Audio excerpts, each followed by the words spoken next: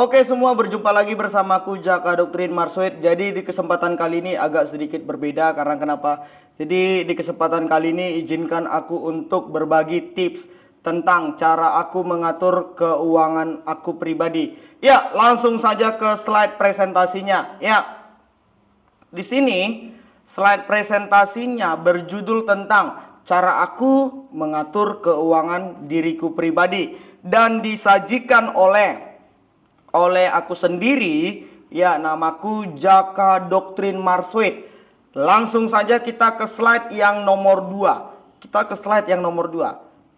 Ya, perkenalkan, di slide yang kedua ini adalah slide perkenalan diri. Perkenalkan, namaku adalah Jaka Doktrin Marsoid. Jadi margaku itu Sihotang Marsoid, Jaka Doktrin Marsoid, Sihotang Marsoid. Ya, itu adalah namaku dan juga pekerjaanku adalah seorang guru bahasa Inggris. Ya, sekali lagi, aku adalah seorang guru bahasa Inggris dan aku mempunyai sebenarnya banyak hobiku. Ya, contohnya hobi yang paling kulakukan setiap hari. Paling sering kulakukan setiap hari adalah ngevlog. Ya, ngevlog, main musik atau main gitar, nyanyi, dan juga ya terkadang saya suka berenang ya. Ini adalah fotoku bersama murid-muridku di SMP. Ya, karena aku bilang aku adalah seorang guru bahasa Inggris. Next, kita beralih ke slide selanjutnya. Oke, di slide selanjutnya itu judulnya apa itu uang. Jadi ada satu kutipan yang aku ambil dari Kamus Besar Bahasa Indonesia. Begini katanya, pengertian uang menurut KBBI. Uang adalah alat tukar atau standar pengukur nilai. Pengukur nilai buka kurung kesatuan hitungan yang sah dan dikeluarkan oleh pemerintah suatu negara berupa kertas, emas, perak, dan juga atau logam lainnya yang dicetak dengan bentuk dan gambar tertentu. Itulah pengertian uang menurut Kamus Besar Bahasa Indonesia. Tapi pengertian uang menurut aku pribadi, uang adalah sumber kuasa. Uang adalah sumber kuasa. Sama pengertian aku pribadi dengan abang yang viral itu, abang yang ini, Bayam Sore. Ya, jadi uang itu adalah sumber kuasa. Mengapa aku mengatakan demikian? Karena contoh, misalnya aku katakan punya uang 100 miliar. 100 miliar itu kalau aku gunakan, aku bisa melakukan apa saja yang aku lakukan. Contoh hal kecil, aku bisa jalan-jalan ke Inggris, aku bisa jalan-jalan ke Amerika, aku bisa jalan-jalan ke Singapura, dan kemana saja yang aku kehendaki dan aku suka. Kurang lebih seperti itu pengertian uang adalah sumber kuasa menurut aku pribadi. Dan aku sendiri setuju tentang pendapat Abang Bayam Sore. Next, ke slide selanjutnya. Buku dan channel YouTube yang mempengaruhi kecerdasan keuanganku pribadi. Yang pertama itu adalah sebuah buku asal luar negeri yang berjudul Rich Dad and Poor Dad. Jadi buku ini karya dari Robert T. Kiyosaki, dan Robert T. Kiyosaki ini adalah salah satu idola yang sangat aku kagumi. Ya, Rich Dad and Poor Dad, ayah kaya dan ayah miskin. Dan yang kedua, ini juga karya dari Bapak Robert T. Kiyosaki, The Cash Flow Quadrant. Iya, ini yang mempengaruhi kecerdasan keuanganku. Jadi di sini pokoknya mempengaruhi lah. Di cash flow quadrant ini ada 4 jenis orang katanya. Kurang lebih seperti itu. Dan yang nomor 3 itu adalah buku yang berjudul tentang apa? Psychology of Money, psikologi keuangan. Ini dari Amerika sana, kalau nggak salah karya JP Morgan ya, JP Morgan. Oke, jadi Psychology of Money ini betul-betul sangat menginspirasi tentang cara aku berpikir tentang dunia keuangan, tentang cara aku mengatur keuangan. Dan kalau dari luar negeri tadi sudah, tentu dari Indonesia. Ya, dari Indonesia adalah yang bukunya berjudul Multi-Bagger. Multi-Bagger ini adalah salah satu penulisnya dari Indonesia. Ya, saya manggilnya Koko ya, Koko Rifan Kurniawan. Ya, jadi Koko Rifan Kurniawan ini adalah salah satu idola saya dari keuangan. Ya, multi bagger. Oke, dan yang kedua dari Indonesia, anak muda miliarder saham. Jadi di buku ini bercerita tentang seorang anak muda yang mendapatkan kekayaan dengan pasar modal. Dan yang paling terakhir, aku belajar saham itu dari mana? Dari YouTube.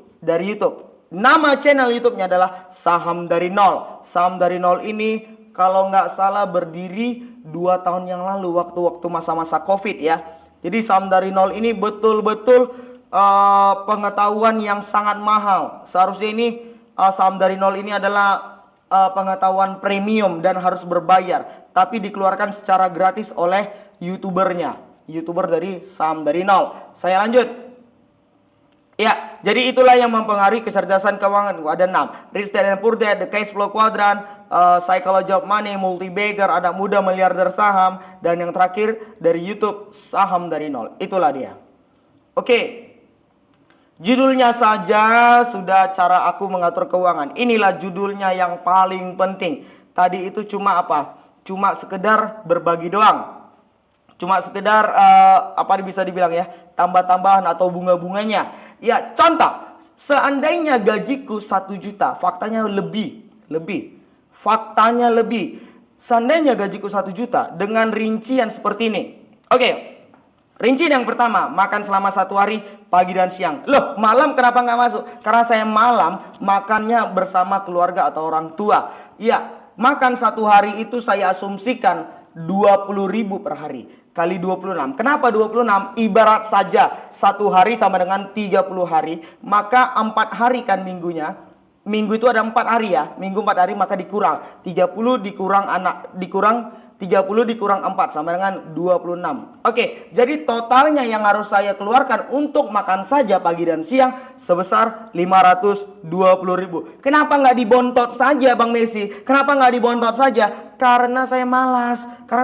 Masa harus bangun pagi, saya agak repot gitu ya. Jadi itulah alasannya. Yang kedua, tentu ada namanya bahan bakar, BBM atau minyak sepeda motor. Buat saja 10.000 pulang pergi, maka sebanyak 30 hari itu entah jalan-jalan kemana aja, maka total yang harus saya keluarkan untuk minyak adalah 300.000. Dan yang nomor 3, tentu setiap orang wajib memiliki BPJS Kesehatan. Kenapa? Atau asuransi lah ya.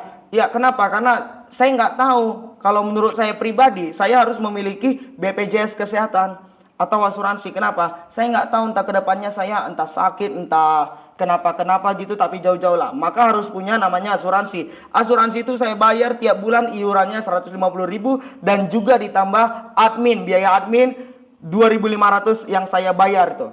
Oke. Yang saya bayar maksudnya di Indomaret atau Alfamart. Pokoknya begitulah ya. Dan yang nomor 4 atau yang terakhir, tentu oli sepeda motor itu sebesar 50.000 per bulan. Maka setiap bulan saya wajib mengganti oli. Ya, 50.000 dan biaya pasangnya 5.000 rupiah. Ya, saya anggap itu oke lah, kira manis saja lah ya. Pokoknya 50.000. Jadi totalnya ini, total semua ini sama dengan 1.020.000. Hasilnya minus 20.000.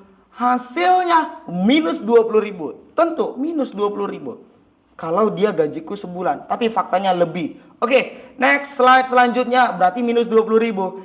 Oke, waka minus. Iya, ketawa dia. Ya, minus dia. Pakai emot ketawa. Next selanjutnya. Oke, maka dari itu aku harus mencari sebuah solusi. Karena aku tadi udah belajar tentang 6 yang mempengaruhi, mulai dari buku, mulai dari channel YouTube dan lain sebagainya, maka aku harus memperbesar income atau penghasilan. Next. Oke, next kita beralih ke slide selanjutnya. Jadi ini cara yang aku ambil ketika keuanganku minus. Yang pertama itu Gojek lah, tentu Gojek. Ya, jadi aku Gojek, apapun yang bisa aku lakukan, aku lakukan. Apapun yang bisa berkaitan dengan duit, menghasilkan duit akan aku lakukan. Gojek yang pertama. Yang kedua, kalau nggak ada lagi ngamen. Ya, ngamen itu akan aku lakukan karena aku ingin menjual bisa dibilang hiburan ya. supaya siapa tahu dengan aku bernyanyi aku bisa menghibur penonton-penonton yang lagi makan. Ya ngamen, aku ngamen tuh, aku manfaatkan tuh skill aku bernyanyi. Dan juga yang ketiga, buat konten. Ya buat konten, udah buat aja konten terus ya, buat konten terus, buat konten tiap hari, buat konten, syuting. Ya buat konten YouTube, konten apalah pokoknya yang bisa lah meningkatkan produktivitas, dengan harapan siapa tahu nanti ke depannya ini bakalan AdSense atau menghasilkan duit, dan juga bisa menghasilkan sebuah passive income melalui sosial media. Dan yang keempat, ya karena aku seorang guru bahasa Inggris, tentu aku harus manfaatkan kemampuan atau kecerdasan keuanganku dengan menjual jasa menjadi seorang guru les. Ya jualan jasa lah ya, jasa pendidikan ya. Dan puji Tuhan sekarang ini saya mempunyai satu orang anak les maksud saya ya. Dan ya kalian bisa daftar nih, inilah namanya brosurnya. Dan untuk daerah sekitar Lubuk Pakam, kalian bisa ya panggil nama saya atau chat saya melalui WhatsApp atau ya apapun ya, atau melalui panggilan telepon. Ya itulah jadi cara yang aku ambil ketika keuanganku minus, jualan jasa. Dan yang selanjutnya, sebenarnya trader saham ini enggak. Sebenarnya jujur sejujurnya ya, jadi aku nggak tahu apa itu tentang trader saham itu, jualan saham di pagi hari baru jual nanti di sore hari. Sebenarnya aku jujur aja nggak tahu lah ya, ini sebenarnya salah. Cuma yang aku maksud misalnya gini, aku punya uang contoh katakan 4 juta. Aku punya uang katakan contoh 4 juta di saham, di akun investorku ya 4 juta. Terus udah naik sekitar 20%, 1/5 dari 20%, 1/5 dari 4 juta ya, coba ya, 1/5 dari 4 juta itu kan 800. Jadi kalau misalnya ada 800.000 yang aku dapat, ya udah aku ambil aja. Misalnya 800.000 dapat selama 2 bulan atau katakan 3 bulan, udah aku ambil aja. Itu dia ya. Tapi terkadang jujur sejujurnya,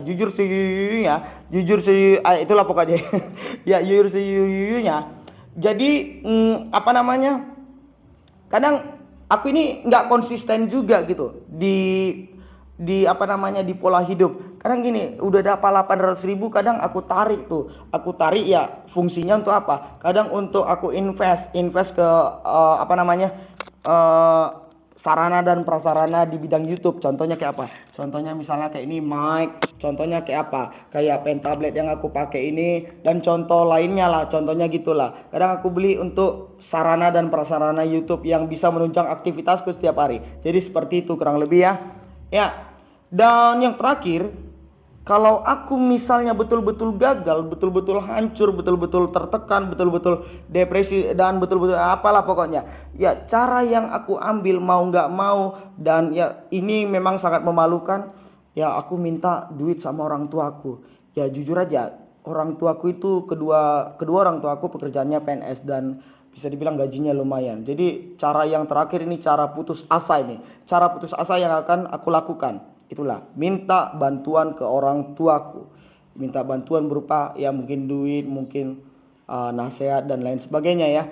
Ya paling utama duit lah ya, karena dia berkaitan dengan dengan cara mengatur keuangan ya. Dan puji Tuhan, dan next selanjutnya, puji Tuhan, keuangan dan pola pikirku lumayan hebat. Karena apa? Ke-8 ya. Ya 8 hal yang tadi, mulai dari buku dan juga channel YouTube. Dan setelah keuanganku membaik